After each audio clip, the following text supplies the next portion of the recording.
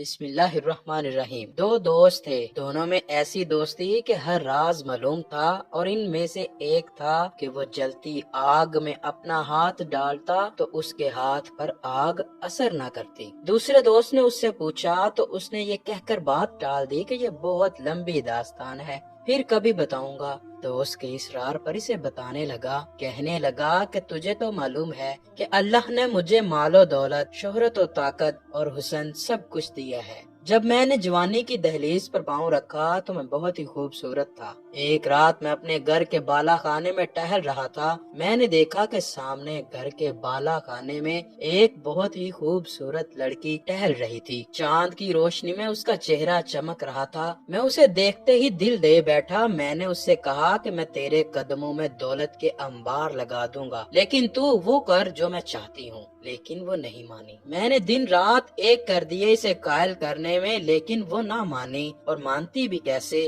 उसकी परवरिश एक नेक घराने में हुई थी। फिर ऐसा हुआ कि उसकी शादी एक गरीब और मजदूर घराने में हो गई। शादी के कुछ साल बाद उसके 3 बच्चे भी हो गए। सब यूं ही चलता रहा कि ऐसा हुआ कि शहर में कहत साली का समा हो गया। गरीब अनाज को तरसने लगे। मेरे वालिद ने मुझसे कहा कि तू ऐसा कर के अनाज गरीबों में तकसीम कर दे। मैंने अपने नौकरों को लिया और अनाज तकसीम करने लगा। मैंने देखा कि वो लड़की भी कतार में अनाज लेने की गर्ज से खड़ी है। मैंने उसके कदो कामत से उसे पहचान लिया। अपने नौकरों को काम जारी रखने का इशारा करके मैं एक तरफ गया और उस लड़की को अपने कमराए खास में बुलाया। वो लड़की आई तो मैंने पूछा कि तू यहाँ क्या करती है। कहने लगी, कहत के आलम में गरीब अमीरों के दर पर भीख मांगने आते हैं। मैं भी इसी घर से यहाँ हूँ। मेरे बच्चे भूखे हैं, खुदारा रहम कर और मेरे बच्चों के लिए कुछ अनाज दे दे। मैंने इसे कहा, तू मेरी ख्वाहिश पूरी कर, मैं तेरे कदमों में अनाज के अंबार लगा दूंगा। मैंने उसे जना का पैगाम दिया। उसने इनकार किया और पलट गई। फिर भूखे बच्चों का ख्याल आया तो वापस पलटी और कहने लगी, खुदारा रहम कर, तुझे अल्लाह ने बहुत दिया है, अल्लाह का खौफ कर और मेरी मदद कर, मेरे बच्चे भूखे हैं। मैंने फिर से कहा, मेरी ख्वाहिश पूरी कर, मैं तेरी हर ख्वाहिश पूरी करूंगा।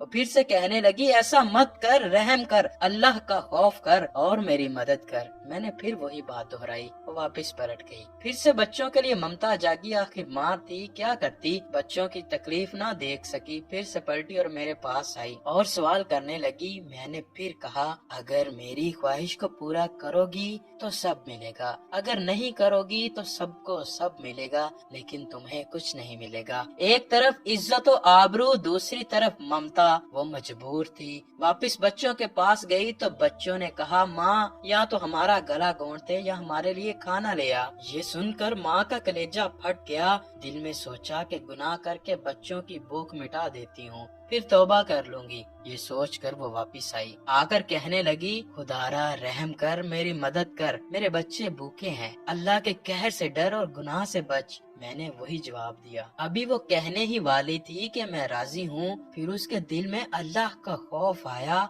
और वो अल्लाह के इस हुक्म को सोचकर फिर रुक गई। जिसने अल्लाह के खौफ से गुनाह से किनारा किया तो उसका रिज्क ऐसे जराए से आएगा कि उसके वहमो कमा भी ना होगा। इसने सोचा कि जरूरी तो नहीं कि इंसान भूख से मर जाए, खाना खाकर भी इंसान मर सकता है। कहने लगी, मैं बच्चों को तड़प तड़प कर मरता देख सकती हूँ, लेकिन मैं अपनी इज्जत और आबरू नहीं गंवा सकती। ये कहकर वो वापस हो गई। घर गई, बच्चों को खाने का दिलासा देकर मुसल्ले पर सर सजदे में रख दिया। ज़ारो कतार रोने लगी और फरियाद करने लगी, ऐ मालिक, मैं तेरे खौफ से गुनाह से बच आई, अब तू ही मेरे हाल पर रहम फरमा, मेरे बच्चों के लिए रिज़्क अता फरमा। इतना कहना था कि दरवाजे पर दस्तक हुई। दरवाजा खोल के देखा तो वही नौजवान खड़ा था और उसके साथ और भी नौकर थे। गरज कर बोली कि आखिर अब तू क्या चाहता है, चला क्यों नहीं जाता यहाँ से। मैंने कहा, बहन, मेरा दिल बदल गया है, मुझे माफ कर दे। अगर तू गरीब होकर अपने रब से इतना डरती है और अपनी इज्जत की इतनी हिफाजत करती है तो मुझे अमीर होकर कितना डरना चाहिए। मुझे माफ कर दे, आज से तू मेरी बहन है।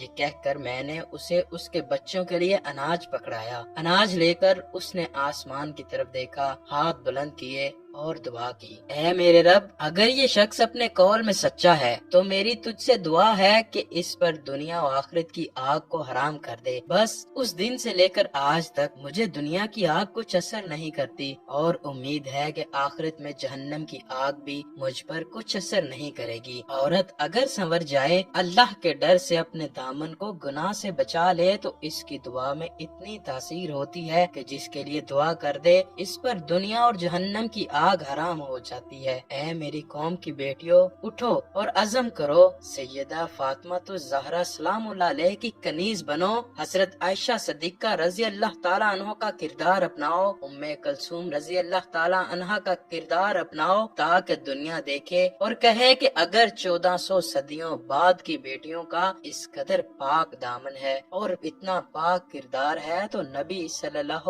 علیہ وآلہ وسلم کی ازواج اور بیٹیوں کا کیا عالم ہوگا۔ اللہ سے دعا ہے کہ وہ ہمیں نیک اعمال کرنے کی توفیق عطا فرمائے۔ ویڈیو اچھی لگی ہو تو شیئر کرنا مت بھولیے گا۔